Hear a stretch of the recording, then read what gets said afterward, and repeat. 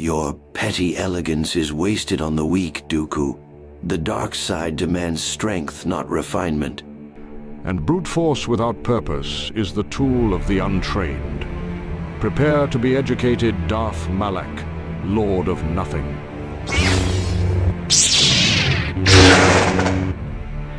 It's that time of day. Today we have two powerhouses going head to head. Two Sith Lords from two different eras, Count Dooku and Darth Malak.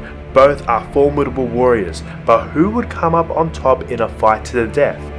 Well, that's what we're here for. Today we're going to break down this duel into 6 categories. After evaluating each category, we'll tally up the points and declare a winner. Let's get started.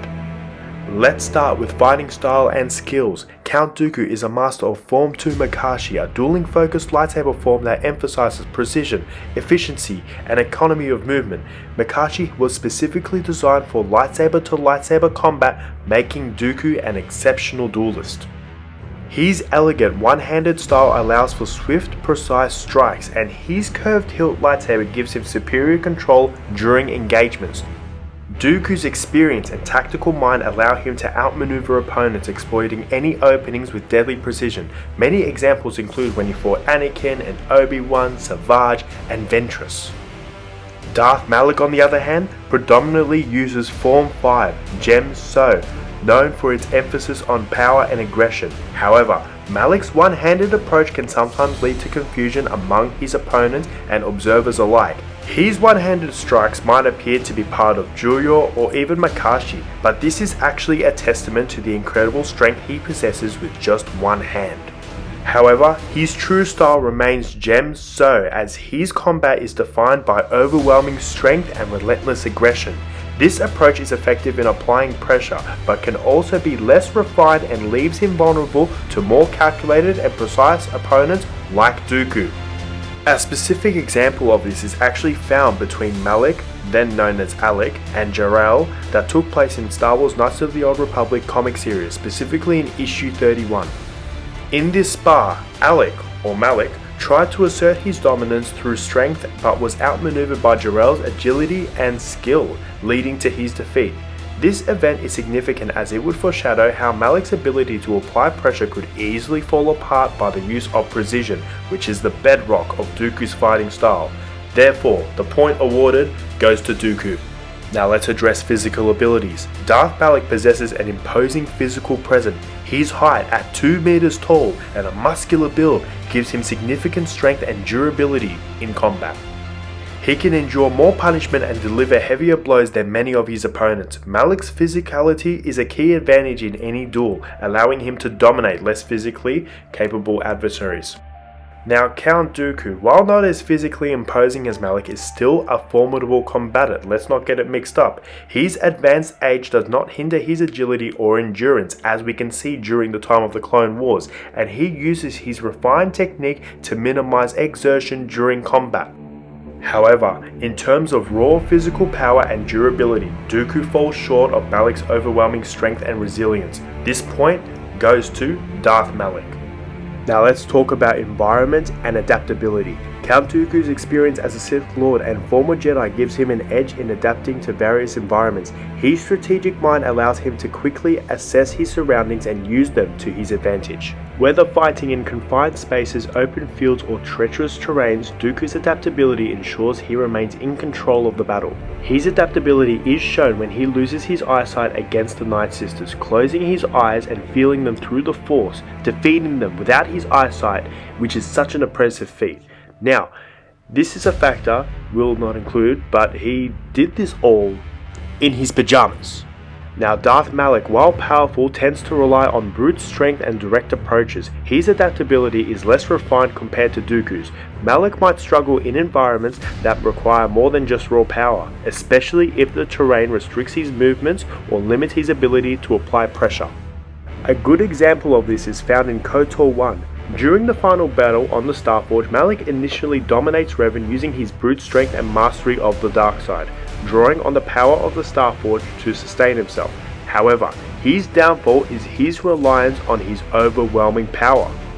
When Revan exploits Malak's lack of adaptability by destroying the Jedi captives Malak is using to regenerate his strength, Malak struggles to maintain his dominance.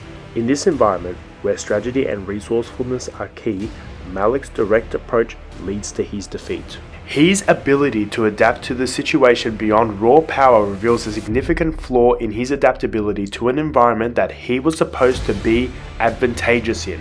This point is awarded to Dooku. Now let's get right into Force abilities. Both Dooku and Malak are powerful Force users with their own distinct strengths and knowledge. Dooku's precision with the Force, especially in telekinesis and Force lightning, makes him a deadly opponent. Malak, while also strong in the Force, tends to channel his power into enhancing his physical strength and resilience, also possessing telekinesis and Force lightning. Also, both were former Jedi who sought deeper knowledge of the Force in different ways. Dooku through his training under Sidious, and Malak through his explorations with Revan. Their similar backgrounds for the pursuit of knowledge and profound understanding of the Force makes this category too close to call, so this category is a draw. Now let's talk tactics. Count Dooku is a brilliant strategist and tactician. His ability to read his opponents and exploit their weaknesses is unparalleled.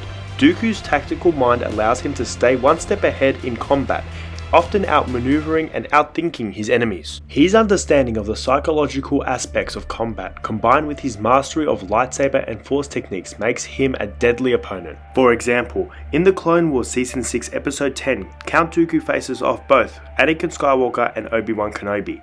As the duel unfolds, something remarkable happens.